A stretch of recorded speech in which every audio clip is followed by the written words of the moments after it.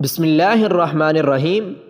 حضرت انس رضی اللہ تعالی عنہ سے روایت ہے کہ ایک دفعہ ہم آپ صلی اللہ علیہ وسلم کے ساتھ تشریف فرما تھے کہ اچانک آپ صلی اللہ علیہ وسلم کے چہرے مبارک پر مسکراہٹ ظاہر ہوئی۔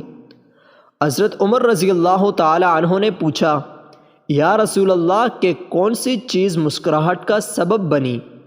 آپ صلی اللہ علیہ وسلم نے ارشاد فرمایا کہ میرے دو امتی اللہ کے سامنے گھٹنے ٹیک کر کھڑے ہیں، ایک کہتا ہے یا اللہ اس نے مجھ پر ظلم کیا ہے اور میں اس کا بدلہ چاہتا ہوں، تو اللہ تعالی ظالم سے فرمائے گا کہ اپنے ظلم کا بدلہ ادا کرو۔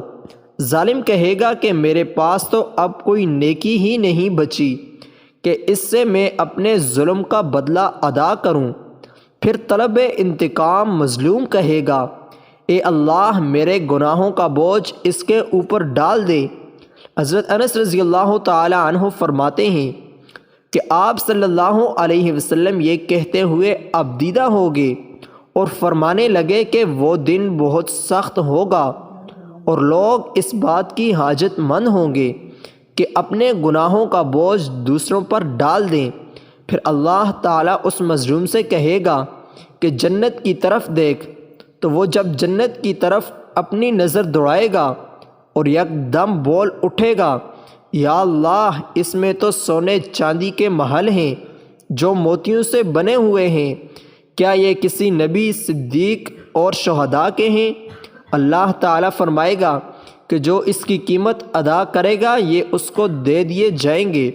تو مظلوم بول اٹھے گا، یا اللہ بھلا اس کی قیمت کون ادا کر سکتا ہے؟ اللہ تعالیٰ فرمائے گا تو ادا کر سکتا ہے۔ وہ مظلوم اللہ سے سوال کرے گا، کس طرح؟